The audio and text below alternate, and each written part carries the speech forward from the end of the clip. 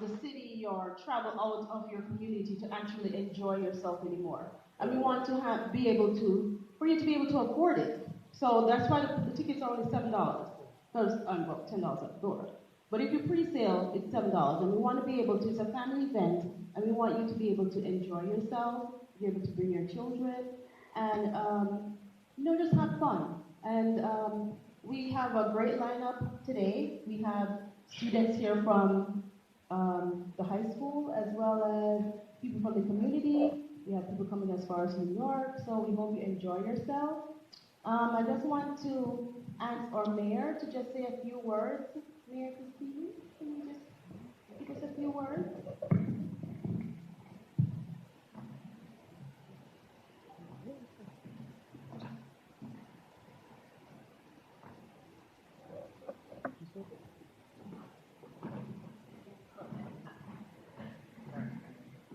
Just checking the agenda. Hi, everybody. Good evening. I was here last year, and I thank you so much, Ms. Smith, and everybody else who is here. I'm a great lover of the arts. We have an unbelievable amount of talent in New Jersey, and in particular in Roselle. A typical example of that was we just went to see a play here put on by our high school students, junior and senior, called The Election. And I didn't know what to expect when I came in here.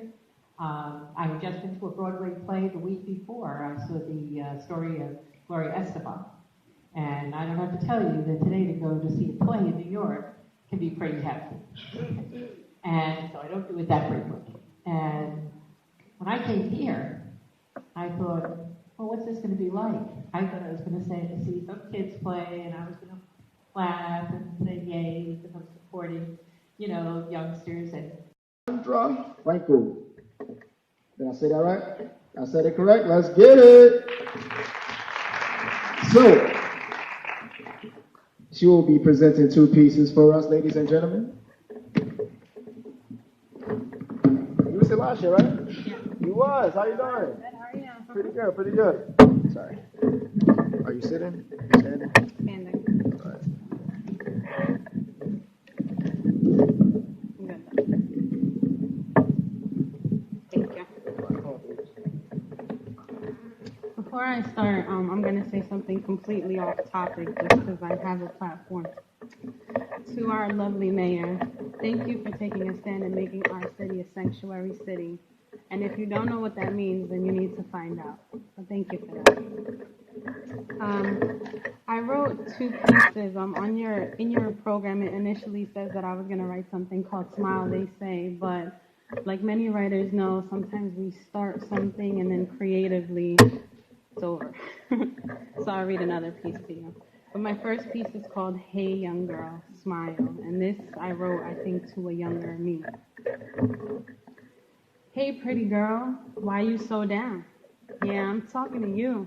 No one else is around. Oh, you're worried about your next meal? Yeah, I heard about the budget cuts for the ones even that got them on wheels. Hey pretty girl, let me see your smile. Looks like you let the clouds surround you, and it's been a while. Heard you stared in the mirror, thinking of corrections, pointing out all the unique things and calling them imperfections. Scrolling through your phone using pictures as a personal ruler, and you sit there staring at these pictures, wondering what it is to be her. And as you sit there and you continue to compare your skin color on a grid from dark to fair, you continue to widen this gap between the calm and the despair. Hey, young girl, what you don't see is that you are rare and that you hold these beautiful thoughts that are waiting to be shared, that you can't keep hiding your smile, that you can't keep hiding your smile behind these bars or continue to look at these milestones as scars. Pretty girl, your personality is like a diamond. And every time that you smile, your light keeps shining. You are much like a dime a dozen. You are smart enough to know what works and what doesn't. Pretty girl, you are amazing, and you could rule the world. And every part of you is perfect, from your toes to the swirls in your curls. And to the so many other pretty girls who look at themselves and feel pain, remember, selling yourself through pictures has much more to lose than to gain. Growing up in this era seems so scary with social media marking every change and move. And then you look to see that your very own friends are the one making the comments so dark and cruel. Hey, pretty girl, today is a new day. And any time that you need a hug, I promise you'll find a way. And when you lock something in, just let it out. Release your inner thoughts without a single doubt. Whether you need to write it or stand on a rooftop and shout, or let go of emotions with enough tears to fix a drought, pretty girl, let it out. Your smile makes her smile, that makes him smile. Yeah, it really is contagious. Sometimes it's as small as a smirk, or it's big and outrageous. Most importantly, your smile should mean the most to you. Because if it's one thing that's truer than true, it's that your happiness depends on your own choices and what you do. Be big, be bright, be all that you can be. Yeah, I know it's cliche, but it's the truth. Dig deep, find morals and dignity. Hey, pretty girl, one day you will be a beautiful woman in your own style and grace. And one day you will talk to the other pretty girls and you will stand in this place. And when you look back, you will laugh in disbelief, remembering how you made a big deal over things that could have just been released. Pretty girl, if nobody's told you, you make me proud. And no, I don't have a word that rhymes because proud is just proud. Hey, pretty girl, smile.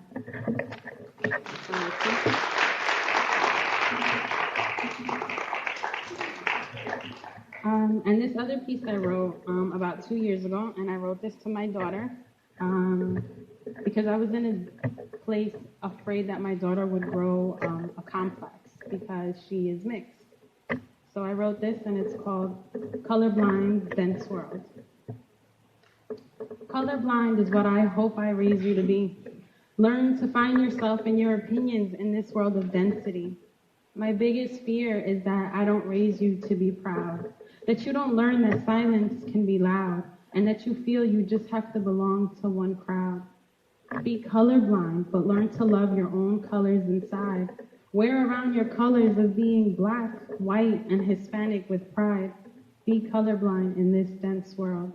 Walk with pride when daddy comes to pick you up. And if they stare because dad is darker, well, that's just density not matured enough.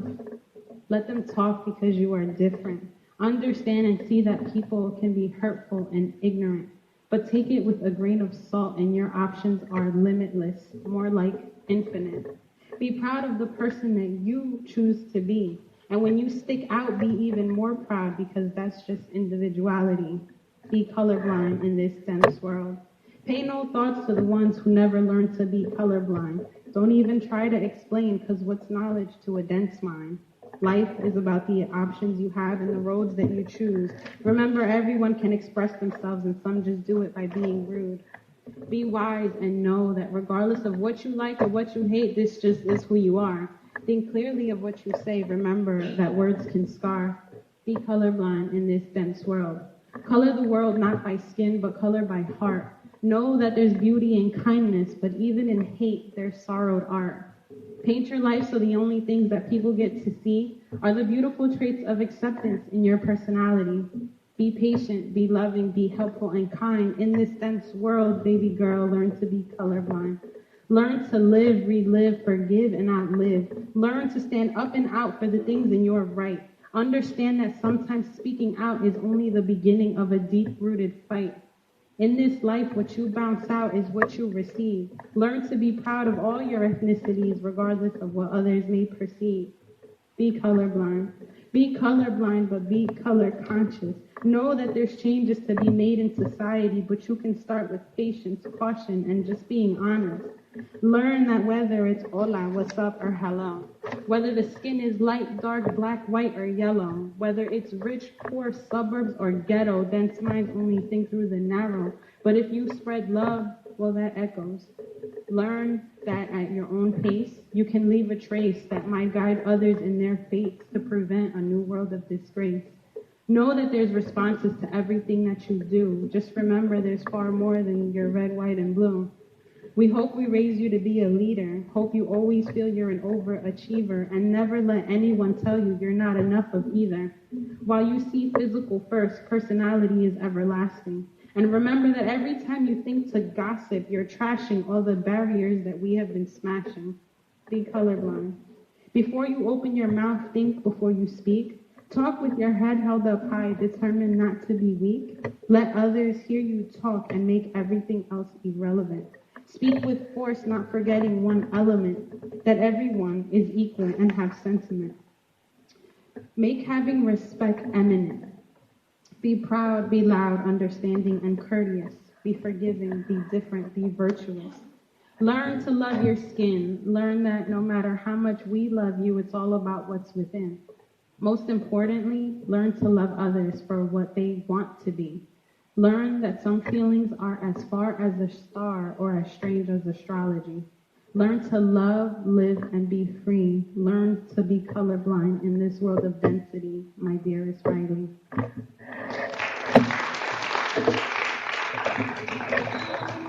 Please hold on, the strong to save you. Please hold on, Thank you. Give it up for Cheesy. My bad, Cheesy. Cheesy, I forgot. Poetry name is. Thank you. All right, so I have my daughter up here. Kayla, say hi. Say hi. Hi. Great. That was great. You used your diaphragm. You made sure everyone heard you. That was pretty good. You're not taking my job, though. Okay. Just want you to know that. All right. Okay. All right. So, she is being exposed to poetry. You know, her mom and dad are both poets.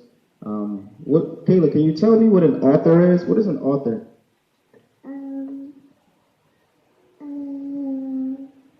You know what an author is? What's an author? An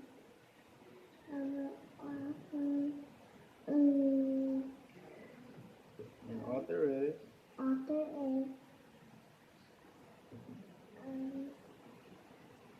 What does an author do? Okay. We'll leave it there for now. Okay. She normally has it. She's extremely shy. I mean, I've never seen you shy before, but I kind of understand you're on the stage up here. All right. She's 4 years old, just turned 4 in February, so Aquarius like daddy, right? Coolest sign in the world. Can I get a high five? Can I get some? Thank you. Any other Aquarius in there? All right. You just became 10 times cooler. All right, everybody else, don't worry. You're just not 10 times cooler. You're cool, though. All right. This event is pretty much subjected to make you laugh. That is one of my goals. All right. And if I don't make you laugh, you owe me $5.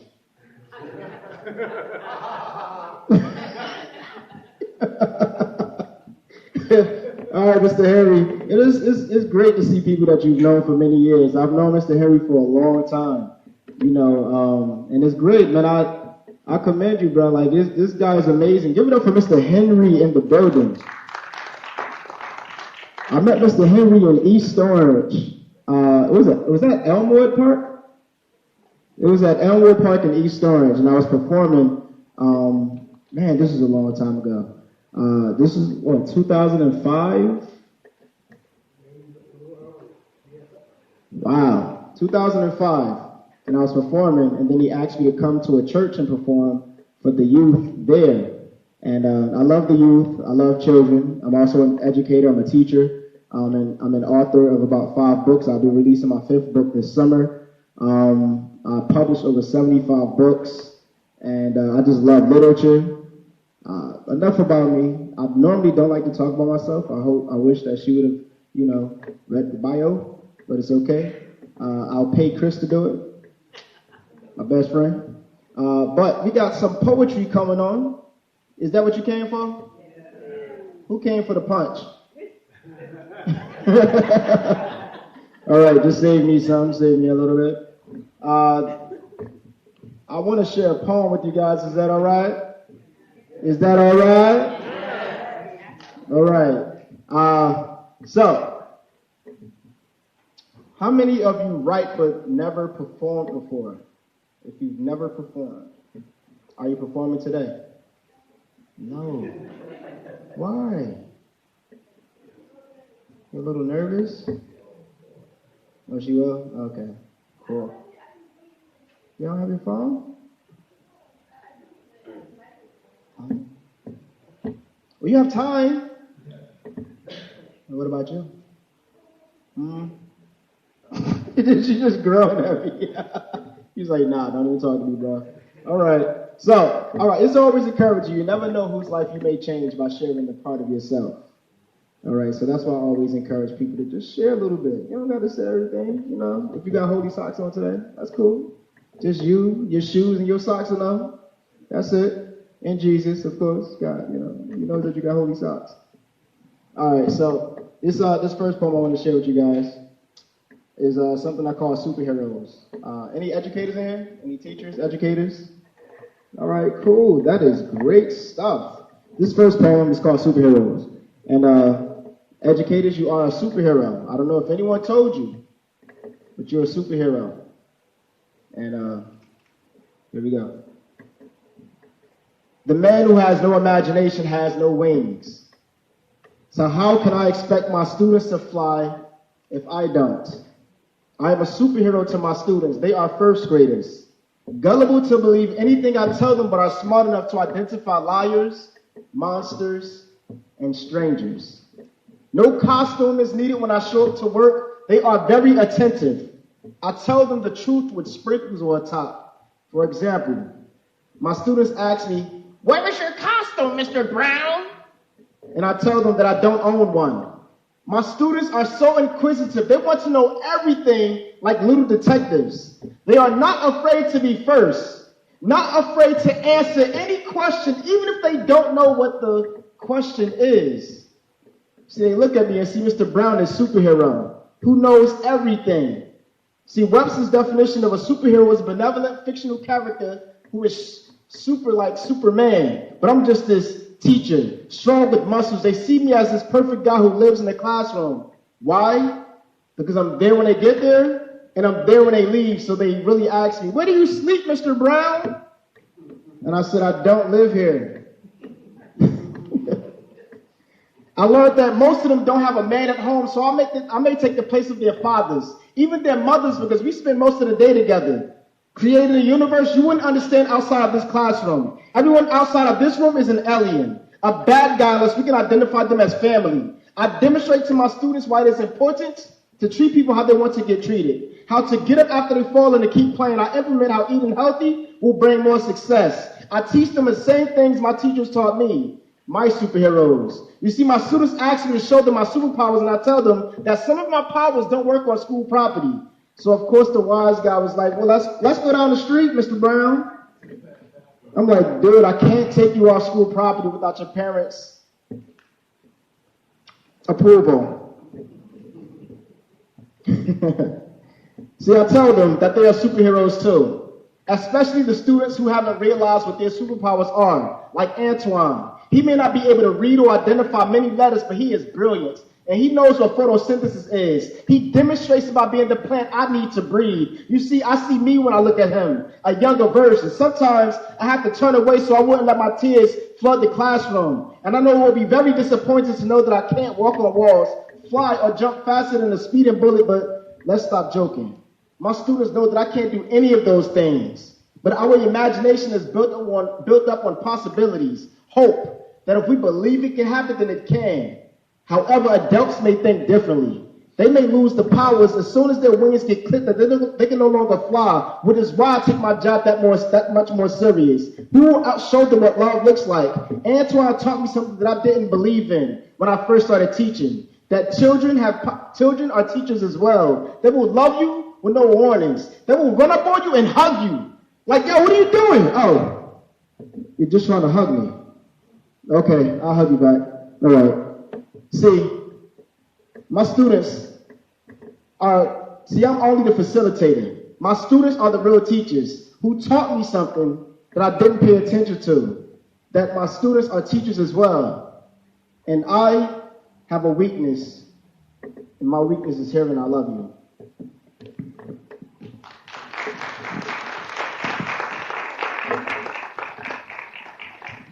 Thank you, guys. That was a breathing poem. That's what I'm talking about. Reading is fundamental.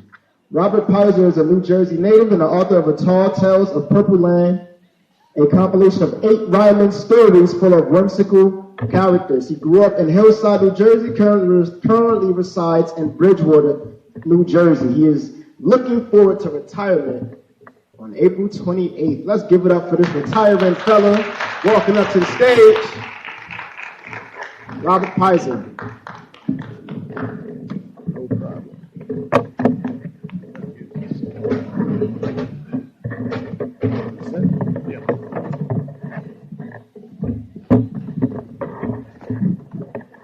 All right, so I'm going to read a story called Disgrace. Whoops. And this is a favorite of the Jefferson School in Plainfield, where I read every Dr. Seuss / Read Across America Day. So here we go. Once in the land of purple, in a town of the same name, there was a certain creature who was often put to shame.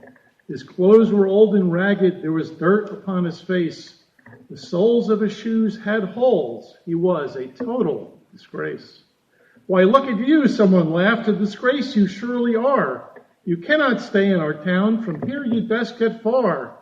I was invited, sighed the disgrace, to pay a short visit to this town. So in this town I intend to stay until my invitation runs down. Who invited you, he was asked. We most certainly want to know. For whomever did invite you will surely also have to go. I'm invited, said the disgrace, by my very good friend the slouch, who said I was most welcome to sleep upon his purple couch. So the slouch invited you, the townsfolk all did exclaim. That slouch, he's a big slob. You'll be sorry that you came. The slouch is not a slob, the disgrace did bellow. I know him very well. He is a fine fellow. He is surely too a slob, the townsfolk said with a frown. He is the sloppiest slouch in the whole of Purpletown. The disgrace did not care what the townsfolk did say. To see his friend the slouch, he had walked a long way. Then he asked each one of them, on which street does a slouch live? But they all just ignored him, an answer they would not give. So the disgrace then walked up all the streets of Purpletown, and after he'd walked up them all, every street he walked down. I wish I'd brought his address, the disgrace then mumbled aloud. I'm tired of all this walking, I'm not feeling very proud. Then came an idea.